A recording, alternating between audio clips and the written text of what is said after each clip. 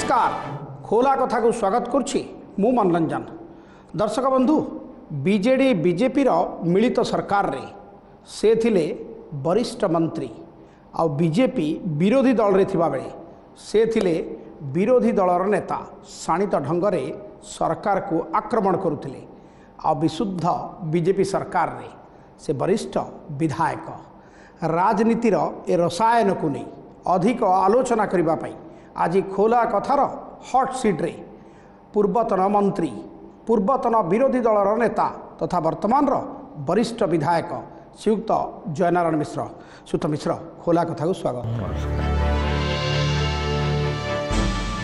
पूर्वतन मंत्री पूर्वतन विरोधी दलर नेता चाष करथिले अमल समय रे वरिष्ठ हो गले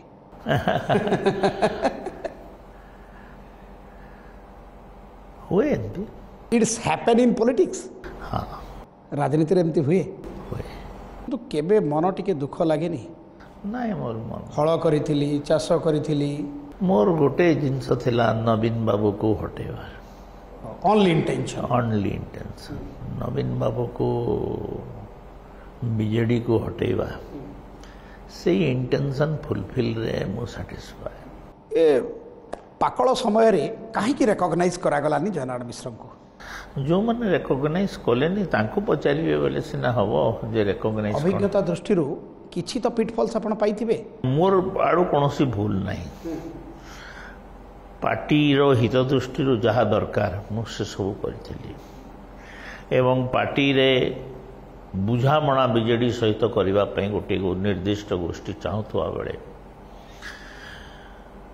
ताकू मु प्रबल विरोध करी 22 जन विधायक को धरिकी दिल्ली जाइली एडजस्टमेंट न हो बोलिक दाबी करी एडजस्टमेंट हेले दलर बहुत क्षति हो बोली बुझेकी आसती नरेंद्र मोदी को नड्डा जी को समस्त भेटिक आसती केवल केवल मो गोटे लोक कहूली जे बीजेपी सरकार कह तो मोर प्रश्न जो विरोधी दल रे थिले गुरुत्वपूर्ण दायित्व रे थिले विशुद्ध बीजेपी सरकार रे दायित्व शून्य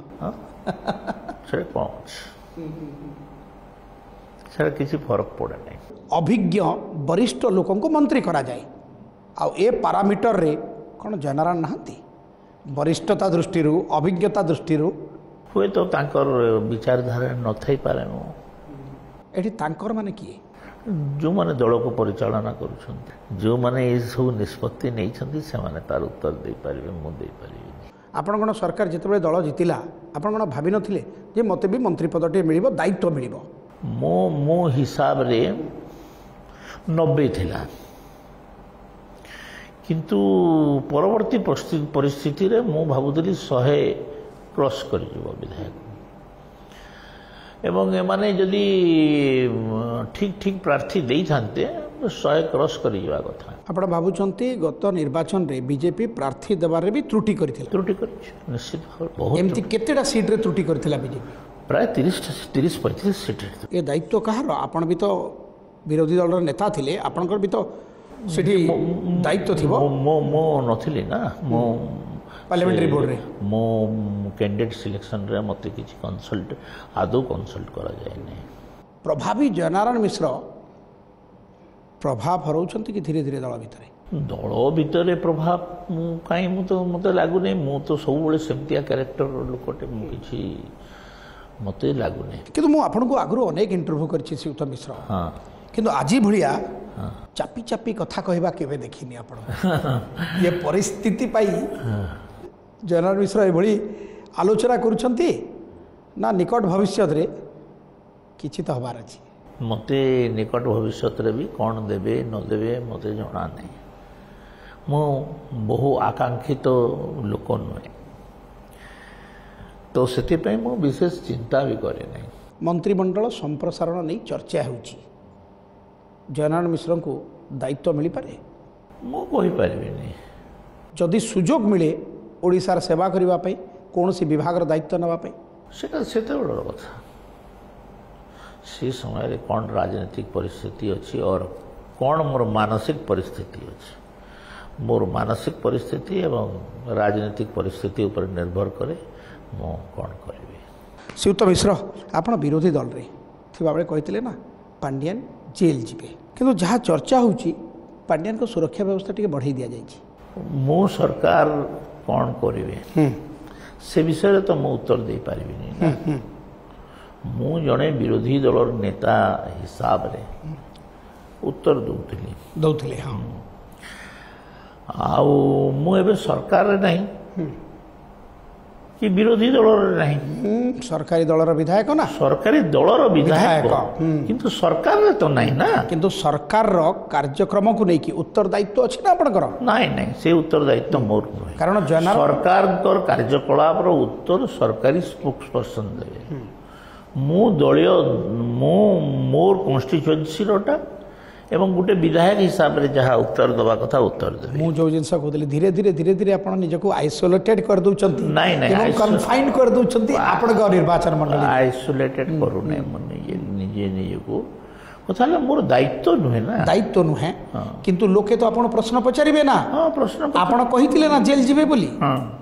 କିନ୍ତୁ ତାଙ୍କ ବିରୋଧରେ ଯଦି ତଦନ୍ତଟିଏ ହେଇନାହିଁ, କୌଣସି ଜାଗାରେ ଅଭିଯୋଗଟିଏ ହେଇନାହିଁ, ମିଡ଼ିଆରେ ଛାଡ଼ିକି ଗଣମାଧ୍ୟମରେ ବୟାନ ଦେବା ଛଡ଼ା କୌଣସି ଜାଗାରେ ଅଭିଯୋଗ ହେଇନାହିଁ, ତାହେଲେ ତ ଲୋକେ ଆପଣଙ୍କୁ ପ୍ରଶ୍ନ କରିବେ। ମୁଁ ସରକାର ଉପରେ ଚାପ ପକାଉଛି, ଯେଉଁଟା ପକାଇବା କଥା ଯେମିତି କରିବା କଥା ପ୍ରଭାବୀ ହେଉନାହିଁ ସବୁ ପାଣ୍ଡିଆନଙ୍କ ଉପରେ ଏବଂ ନବୀନ ପଟ୍ଟନାୟକଙ୍କ ଉପରେ ଅନେକ ଗୁଡ଼ିଏ ଦୁର୍ନୀତି ଅଛି ଯେଉଁଟା ତଦନ୍ତ ହେବାର ଆବଶ୍ୟକତା ରହିଛି। କେଉଁ ଦୁର୍ନୀତିକୁ ପ୍ରାଥମିକତା ଦେଇକି ଆପଣ ସରକାର ଦେଖନ୍ତୁ, ଖଣି ଖାଦାନର ଦୁର୍ନୀତି ତ ପ୍ରାଥମିକ।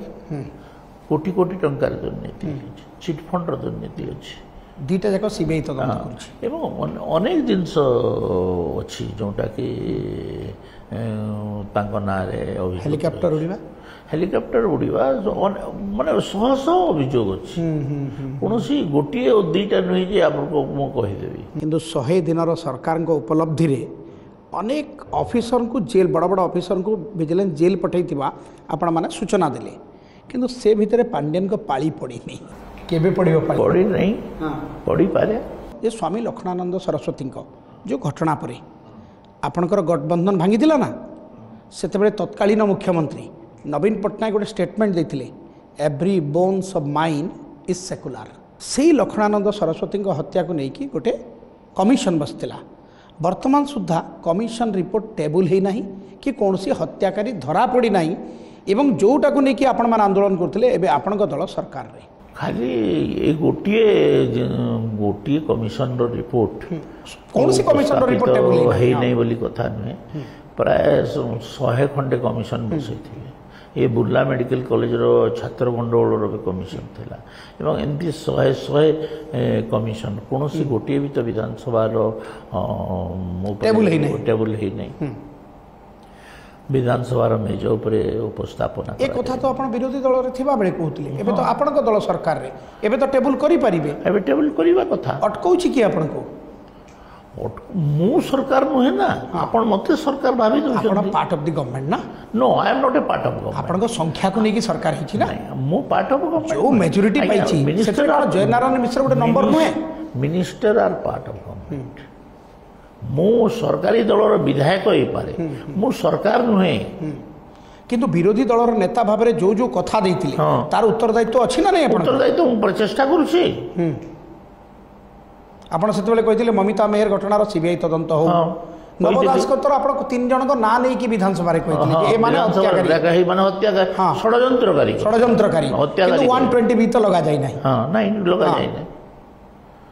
ଏବେ କିନ୍ତୁ ସରକାର ଆପଣଙ୍କର, ଏବଂ ଆପଣ କହୁଛନ୍ତି ମୁଁ ଏବେ ବି ଚାପ ପ୍ରୟୋଗ କରୁଛି, ତା ଛଡ଼ା ମୋ ପାଖରେ କିଛି ନାହିଁ। ମୁଁ ଚାପ ସୃଷ୍ଟି କରୁଛି ସରକାର ଉପରେ। କେବଳ ଚାପ ସୃଷ୍ଟି କରିବେ ନା ଯେମିତି ରାଜନାଥ ସିଂଙ୍କ ପାଖକୁ ଯାଇକି ଆଲୋଚନା କରିଥିଲେ, ନାଇଁ ଆମେ ମେଣ୍ଟ କରିବା ନାହିଁ, ସେମିତି ଯାଇକି ମୋହନ ମାଝୀଙ୍କୁ ଭେଟିକି କହିବେ ତମେ ସିବିଆଇ ତଦନ୍ତ ନିର୍ଦ୍ଦେଶ ଦିଅ? ମୋହନ ମାଝୀଙ୍କୁ କୁହାସରିଛି। ବିରୋଧୀ ଦଳରେ ଥିବାବେଳେ ବିଭିନ୍ନ ପ୍ରକାର ଦାବି କରୁଥିଲେ, ସିବିଆଇ ତଦନ୍ତ ଦାବି କରୁଥିଲେ, ଲୋକେ ୱା କରୁଥିଲେ। ଏବେ କିନ୍ତୁ ସରକାରୀ ଦଳରେ ଥାଇକି ଦାବି କଲେ ଗୋଟେ ଭିନ୍ନ ଚର୍ଚ୍ଚା ହେଉଛି ଯେ ସରକାରୀ ଦଳ ଭିତରୁ ବି ଦାବି ହେଲାଣି, କାରଣ ସରକାର ତ ନିର୍ଦ୍ଦେଶ ଦେଲେ ହେଇଯିବ। ସରକାର ଏବଂ ବିଧାୟକ ଏ କଥା ଭିତରେ ପାର୍ଥକ୍ୟ ତ ବୁଝିବେ ନା। ମୁଁ ଗୋଟେ ବିଧାୟକ ହିସାବରେ କିଛି ବି କହିପାରିବି, मोर अंचल दाबी अन्य दाबी सब कथा को नहीं कह दाबी तो करी मो सरकार नुहे जे तो मो स्वाक्षर किसी गोटे हो गोटे पटे आप निजक कन्फाइन कर कन्स्टिट्युएंसी उपरे नहीं नहीं कन्स्टिट्युएंसी उपरे नहीं मो ओडिशा विधानसभा विधायक हुए तो मोर निर्वाचन मंडली संबलपुर किंतु मो ओडिशा विधानसभा विधायक ना मो ओडिशार कौन कथा भी तो उठे पारिबी ओडिशा विधानसभा विधायक पुणी बीजेपी दलर प्रतिनिधि हाँ आपणक संख्या को लेकिन सरकार हाँ निश्चित भाव किंतु आपणकर जो स्टाइल परिवर्तन हो पारानी विरोधी दल रे भी आप दाबी करते एबे भी आप दाबी कर व्यतीत मोर पाखे कौन चारा कौन अच्छे बतातु किंतु बाहर गोटे नैरेटिव तैयारी होची जे जयनारायण मिश्र को विरोधी हैंगओवर जाइनी नहीं नहीं पारे जो कथा गुड़ाक कहीकि आम लोकों पाखक आसीचु लोकों द्वारा आम से सब कथा को छाड़ीदवा केमती जे प्राथमिकता दिंतु आम तीन जिनस बर्तमान कौन करवा उचित कारण मुख्यमंत्री सब बेले से आप मुख्य सचेतक थे से आप पाखे पाखे रोते भी मन थी कौ कथा कहीकि आप हल करते एबे जदि मुख्यमंत्री आपको पचारती जे जयनारायण बाबू तीनोटी प्राथमिकता कौन आम तो चाषी स्वार्थ दृष्टि कही कर सारू 3100 टंका धान नंबर दुई है जो माने जो ऑफिसर्स माने दुर्नीति सहित संपृक्त से बाहर करवा कथा माने ओडिशा बाहर कर दिंतु कि सस्पेंड करूँ कि छुट्टी दे दिंतु छुट्टी यही सब कम कर मुख्यमंत्री के आपको पचारि नहीं मत ये सब विषय आलोचना ही नहीं आपण रणनीति तैयारी करते मोहन माझी सहित सरकार को किभली भाव में अपदस्थ पकेवा एबे किंतु सरकार को किभली भाव में परिचालित करवा मोहन माझी ए नहीं कि वर्तमान सुधा आपण सहित आलोचना करिसंती ना नहीं आलोचना करना श्रीयुत मिश्र मन अच्छी पूरा ओडिशावासी मन रखिंट घंटा घंटा धरिकी नवीन निवास को गले नवीन पट्टनायक को खोजापी किंतु एबे विशुद्ध बीजेपी सरकार मुख्यमंत्री सर्वदलीय बैठक को आसवाई नवीन पट्टनायक को निमंत्रण करने जाइथिले ये बदला हुआ राजनीति मोहन माझी तापरे लोई सिंहार मुकेश महाली आउ ब्रह्मगिरी एमएलए हाँ आमे माने एटा गोटे भूल पदक्षेप जो एटा निष्पत्ति हेई नथिला बोलिकरी दर्शई आम पळे एक्चुअली निष्पत्ति सेया ही नथिला कौन होता आम निष्पत्ति होता जे मुख्यमंत्री को जो जगार पाइबू मुख्यमंत्री को कहबू जे तुम्हें विधानसभा आस विधानसभा प्रकृष्ट जगह से जगार आलोचना करवा किंतु विधान तांकर घर को जीवार एटा कौन सी जगार आमर निष्पत्ति हो नाला जो मैंने नहीं कि पलैले से माने भूल करते आमे आमे 4 जन पलै आसलु एपरी शाणित आक्रमण करुले सरकार को जो सरकारी दल आपण को पागल कही जे आपण ट्रिटमेंट दरकार बोली किंतु आपण उल्टा कही नव दास को जी मारी ताकू तुम मैंने पागल सजै देछ ए दीटा जिनसर तदंत हवा कथा ना नहीं बहुत कथा कहला बहुत कथा एक्सपोज करा जाइतला सरकार एबे से सब विषय पदक्षेप नबार उचित आप गोटे संगीन अभियोग आनी विधानसभा भितर निज संपर्क में जे आपण को जेल भितर विष दि जाइतला एक कथा जानले आप दिल्ली एम्स कथा मो जेल जावा पूर्व एम्स रे मोर बायोप्सी टेस्ट होता किडनी मोर किडनी प्रॉपर फंक्शनिंग करूला किसी असुविधा नथिला आज्ञा से डॉक्टर अच्छी आज भी तापरे मु जेल गली एवं जेल रे ट्रीटमेंट पर जिते बेल रे आसिली डॉक्टर कहले कि किडनी केमती खराब है आमे बायोप्सी टेस्ट रे एवं अन्य टेस्ट देखी किडनी ठीक थिला तापरे किडनीटा खराब कर दिया से अनेक प्रश्न जात होता अभियोगटा मोहन माझी हाँ मोहन माझी आनी yes point to be noted हाँ ମୁଁ ବହୁତ କଥା ମନେ ରଖିପାରେ। ମୋହନ ମାଝି ଆଣିଥିଲେ ଏ ଅଭିଯୋଗ। ଏବେ ଶ୍ରୀଯୁକ୍ତ ମୋହନ ମାଝି ନିଜେ ମୁଖ୍ୟମନ୍ତ୍ରୀ। ହଁ, ଆର ତଦନ୍ତ ହେବା ଉଚିତ ନା ନାହିଁ? ହବା କଥା। ହେବା କଥା। ଏଭଳିଆ କନସ୍ପିରେସିର ତଦନ୍ତ ହେବା କଥା।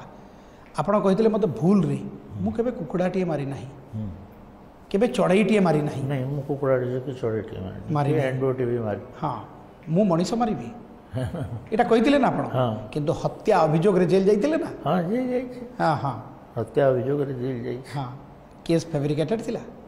ନିଶ୍ଚିତ ଭାବରେ ଏଇଟା ହାଇକୋର୍ଟରେ, ଏଇଟା କୋର୍ଟରେ ଚାଲିଛି କେସ୍। ୟା ଉପରେ ବେଶୀ ମନ୍ତବ୍ୟ ଦେବା। କିନ୍ତୁ ଗୋଟେ ଜିନିଷ, ଓଡ଼ିଶାରେ ଅନେକ ନକଲି ଜିନିଷ ବାହାରେ, କେସ୍ ବି ନକଲି। ଆଜ୍ଞା, ଓଡ଼ିଶାରେ ତ ଅଧିକାଂଶ କେସ୍ ନକଲି। ଏବେ ତ ଅସଲି ସରକାର। ସରକାର ବଦଳି ଯାଇଥିଲେ ବି ସରକାରୀ କଳ ବଦଳି ନାହିଁ। ଗୁରୁତ୍ୱପୂର୍ଣ୍ଣ କଥା। ସରକାରୀ କଳର ମାନସିକତା ଯେ ପର୍ଯ୍ୟନ୍ତ ବଦଳିବ ନାହିଁ, ସରକାର ବଦଳିଯିବ, କିନ୍ତୁ ଏ ମାନସିକତା ନ ବଦଳିଲା ପର୍ଯ୍ୟନ୍ତ କୌଣସି ଲୋକ କିଛି। ବର୍ତ୍ତମାନ ସରକାର ବଦଳିଛି, ସରକାରୀ କଳ ବଦଳି ନାହାନ୍ତି। ସରକାରୀ କଳ ତ ପ୍ରାୟ ବଦଳି ନାହିଁ। ଦାୟିତ୍ୱ କାହାର? ଏବେ ପର୍ଯ୍ୟନ୍ତ ପାଣ୍ଡିଆନର ହ୍ୟାଙ୍ଗଓଭର ଅଫିସରମାନଙ୍କ ମନରେ ଅଛି। ଆଧାର କ'ଣ? ଏଭଳି ଅଭିଯୋଗର ଆଧାର କ'ଣ? ଆରେ ଆପଣ ତ ଦେଖୁଛନ୍ତି ନିଜେ, ଗୋଟେ ଥାନାର କଥା, ଭରତପୁର ଥାନାର କଥା। ସେ ବି ତ କ'ଣ କଲେ? ବିଜେପି ଆସିଗଲା ଯେ ରାତି ରାତି ସବୁ ବଦଳିଯିବ, ଏମିତିଆ କଥା ତ ନୁହେଁ। ସେହି ଅଫିସରକୁ ଧରିକିରି ଆପଣଙ୍କୁ ଚାଲିବାର ଅଛି। ଆଉ ସେ ଅଫିସର୍ସ ମାନେ ଅଧିକାଂଶ ପାଣ୍ଡିଆନ ଦ୍ୱାରା ନିୟନ୍ତ୍ରିତ ହେଉଥିଲେ। ପାଣ୍ଡିଆନକୁ ଯଦି ଛାଟଟା ଭଲ ବାଜିଥାନ୍ତା, ତାହେଲେ ଅନେକ ଅଫିସର ସୁଧରି ଯାଇଥାନ୍ତେ। ନହେଲେ ଅନେକ ଅଫିସରକୁ ଏ ପର୍ଯ୍ୟନ୍ତ ହରଣ ଘୋଡ଼ାରେ ପେଡ଼ି ଦେଇଥିଲେ ଠିକ୍ ହେଇଯାଆନ୍ତି। କିନ୍ତୁ ସରକାର କାହିଁକି ଏମାନଙ୍କର ଉପରେ ଅଯଥା ସହାନୁଭୂତି ଦେଖାଉଛନ୍ତି ମୁଁ ବୁଝିପାରୁନାହିଁ। ଦୁର୍ନୀତିଗ୍ରସ୍ତ ଅଧିକାରୀ ଯେଉଁମାନଙ୍କ ବିରୋଧରେ ଆପଣ କହୁଥିଲେ, ମୋହନ ମାଝି ବି କହୁଥିଲେ, ଏବେ ସରକାର ତାଙ୍କ ଉପରେ ସହାନୁଭୂତି ଦେଖାଉଛନ୍ତି। ସହାନୁଭୂତି ବି କି କର୍ତ୍ତବ୍ୟ ମୁଢ଼ମ କରିଦେଉଛନ୍ତି, ମାନେ କିଛି କାର୍ଯ୍ୟାନୁଷ୍ଠାନ ନାହିଁ। ପଲିଟିକାଲି ମୂର୍ଖ ତ ନୁହନ୍ତି ଆପଣ? ନାଇଁ, ମୁଁ ସବୁ ଦୃଷ୍ଟିରୁ ପଲିଟିକାଲି ମୂର୍ଖ ହେଇନଥିଲେ ଆଜି ଏ ଅବସ୍ଥାରେ ମୁଁ କେମିତି ଥାନ୍ତି? କେଉଁ ଅବସ୍ଥା? ଯେଉଁ ଅବସ୍ଥାରେ ମୁଁ ଦେହ ତ ଭଲ ଅଛି। ଦେହ ତ ଭଲ ଅଛି, ମନ ଭଲ ନାହିଁ। ମନ କାହିଁ? ଶୁଣନ୍ତୁ, ମୋର ମନ ବହୁତ ଭଲ ଅଛି। ମୁଁ ଆସିଛି ଏବେ ଫୁଟବଲ ଦେଖିବି, ପିଲାଙ୍କୁ ଫୁଟବଲ ଶିଖେଇବି। କିନ୍ତୁ ଗୋଟେ ଜିନିଷ, ଆପଣ ନିଜେ ନିଜକୁ ମୂର୍ଖ କହୁଛନ୍ତି, ଇଏ ଆପଣଙ୍କର ଅଭିମାନ ନୁହେଁ ତ? ଅଭିମାନ ନୁହେଁ, ଏଇ ଗୋଟେ ବାସ୍ତବ କଥା। ମୁଁ ଅନେକ ଲୋକ ତିଆରି କରିଛି, ସେ ଲୋକମାନଙ୍କ ଭିତରୁ ବହୁତ ଲୋକ ମୋ ବିରୋଧୀ। ଆପଣ ତିଆରି କରିଥିବା ଲୋକ? ହଁ, ତିଆରି କରିଥିବା ଲୋକ। ଯେଉଁମାନେ ରାସ୍ତା କଡ଼ରେ ଭିଖ ମାଗୁଥିଲେ ସେମାନଙ୍କୁ ବହୁତ ଉପରକୁ ଉଠେଇଛି, ସେମାନେ ଆଜି ମୋର ବିରୋଧୀ। ଯେତେବେଳେ ଓଡ଼ିଆ ଅସ୍ମିତାକୁ କହିକି ବିଜେପି ସରକାରକୁ ଆସିଛି, କିନ୍ତୁ ଯେତେବେଳେ ରାଜ୍ୟର ସଙ୍ଗୀତ ବନ୍ଦେ ଉତ୍କଳ ଜନନୀ ବାଜୁଥିଲା, ମଞ୍ଚ ଉପରେ ସମସ୍ତେ ଛିଡ଼ା ହେଇଥିଲେ, ବିନ୍ଦାସ ବସିଥିଲେ ଜେନେରାଲ ମିଶ୍ର। ହଁ, ମୁଁ ତ କେବେ ଉଠି ନାହିଁ। ଆଜି କଥା କ'ଣ, ନୂତନତ୍ୱ କ'ଣ ଅଛି ମୁଁ ବୁଝିପାରିଲିନି। ଆପଣ ବନ୍ଦେ ଉତ୍କଳ ଜନନୀ ବାଜିଲେ କେବେ ଉଠି ନାହାନ୍ତି? ନାଇଁ, ଉଠିବାର ବି ନାହିଁ। ଉଠିବାର ବି ନାହିଁ। ରିଜନ୍ କ'ଣ? ଆଜ୍ଞା, ଉତ୍କଳ କହିଲେ କେଉଁଟା ମୋତେ ପଚାରନ୍ତୁ? ଉତ୍କଳ କହିଲେ କେଉଁଟା ମୋତେ କୁହନ୍ତୁ। ଆପଣ ଯାହା ବୁଝିଛନ୍ତି ଦର୍ଶକଙ୍କୁ କହିଦିଅନ୍ତୁ, କାରଣ ଏଇ ଗୋଟେ ଚର୍ଚ୍ଚା ହେଉଛି, ଏ ଖବର ବି ହେଇଥିଲା। ଉତ୍କଳ କହିଲେ ଗୋଟିଏ ଛୋଟିଆ ଅଞ୍ଚଳ। ଉତ୍କଳ, କଳିଙ୍ଗ, କୌଶଳ, ଏ ତିନିଟା ଅଞ୍ଚଳକୁ ମିଶିକିରି ଓଡ଼ିଶା ପ୍ରଦେଶ ଗଠନ ହେଲା। ଉତ୍କଳ ବି ଗୋଟେ ଅଂଶବିଶେଷ, କୌଶଳ ବି ଗୋଟେ ଅଂଶବିଶେଷ, କଳିଙ୍ଗ ବି ଗୋଟେ ଅଂଶବିଶେଷ। ଧରନ୍ତୁ ବ୍ରୋଡ୍ ସେଣ୍ଟରେ, ମୁଁ କଳିଙ୍ଗ ଇତିହାସ ଜାଣିନି, କୌଶଳ ଉତ୍କଳ ମିଶିଛନ୍ତି।